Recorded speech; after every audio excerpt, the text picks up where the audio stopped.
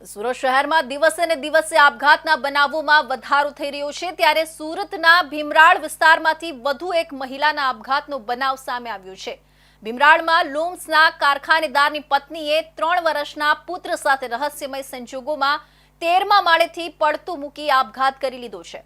બિલ્ડિંગમાં સ્થાપિત ગણેશ મંડપથી નજીક જ માતા પુત્ર પટકાયા હતા અને બંનેનું ઘટના સ્થળે જ મોત નીપજ્યું હતું।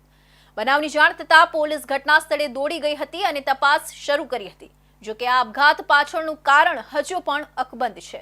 સુરતના અલથાણ વિસ્તારમાં આવેલ માર્તંડ હિલ્સમાં રહેતા અને લૂમ્સના કારખાનેદાર સાથે સંકળાયેલા પટેલ પરિવારના માતા અને 2 વર્ષીય પુત્રનું બિલ્ડિંગના 13મા માળેથી પટકાતા મોત નીપજ્યું હતું। માતાએ દીકરા સાથે કૂદીને આપઘાત કરી લીધો હોવાની વધુ પ્રબળ શક્યતા છે। આ ઘટનાએ સમગ્ર વિસ્તાર હચમચાવી દીધો છે। હાલ મામલતદારની હાજરી અને ડોક્ટરો દ્વારા પેનલ પોસ્ટમોર્ટમ કરવામાં આવી રહ્યું છે। આ ઘટના પહેલાં માતા અને દીકરો 13મા માળે લિફ્ટમાં જતા હોવાના સીસીટીવી પણ સામે આવ્યા છે। માતા પૂજા પુત્ર ક્રિશિવને સાથે લઈને સી વિંગના 13મા માળે કપડાનું સ્ટિચિંગ કામ કરાવવા માટે જઈ રહી હતી।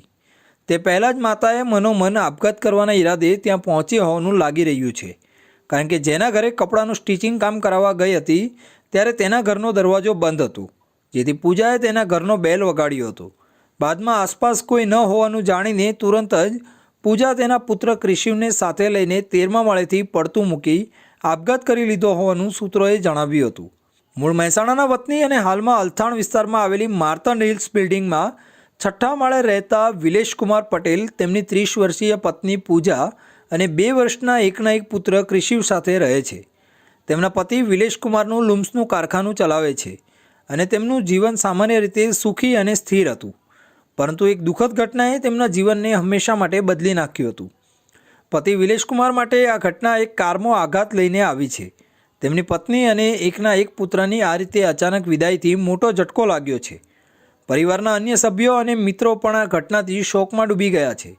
સમાજના લોકો અને પડોશીઓએ વિલેશકુમારને આ દુઃખમાં સાથ આપવાનો પ્રયાસ કર્યો હતો। હાલ તો પિયર પક્ષ અને સાસરિયા પક્ષ બંને બહાર છે।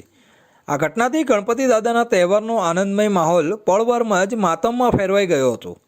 આ અંગે જાણ થતાં જ આસપાસના લોકો દોડી આવ્યા હતા। ઘટના સ્થળે લોકોની ભીડ એકઠી થઈ ગઈ અને દરેકના ચહેરા પર આઘાત અને દુઃખ સ્પષ્ટ દેખાતું હતું। કોઈએ તાત્કાલિક 108 એમ્બ્યુલન્સને બોલાવી હતી।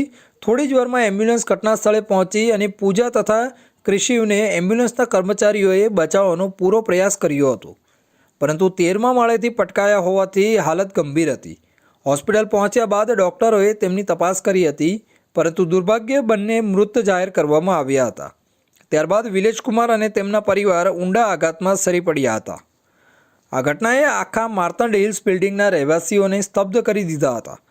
જે બિલ્ડિંગમાં થોડીવાર પહેલાં લોકો પોતાના રોજિંદા જીવનમાં વ્યસ્ત હતા, ત્યાં હવે મૌન અને શોકનો માહોલ છવાઈ ગયો હતો। શ્રીજીની મૂર્તિ પાસે લોકો એકઠા થઈને પૂજા અને ક્રિશિવના આત્માની શાંતિ માટે પ્રાર્થના કરવા લાગ્યા હતા। આ ઘટનાની ચર્ચા આખા વિસ્તારમાં ફેલાઈ ગઈ અને લોકો એકબીજાને આ દુઃખદ ઘટના વિશે વાત કરતા જોવા મળ્યા હતા। પોલીસે આ ઘટનાની તપાસ શરૂ કરી હતી।